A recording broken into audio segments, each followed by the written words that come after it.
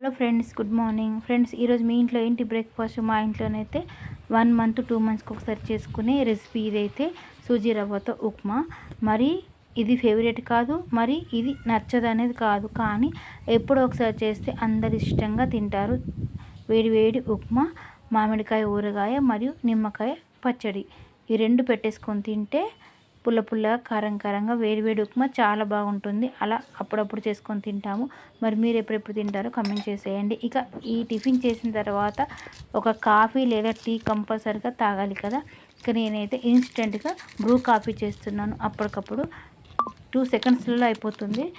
వేడివేడి పాలలో ఒక చిన్న ప్యాకెట్ 2 రూపీస్ది బ్రూ కాఫీ పౌడర్ వేసాను, అలాగే బూస్ట్ వేసాను.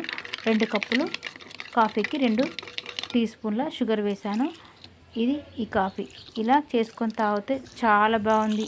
ఆ టిఫిన్ చేసిన తర్వాత ఇలా కాఫీ తాగితే ఎంత టేస్టీగా ఉందో. మీకు నచ్చితే కామెంట్ చేయండి. Thank you.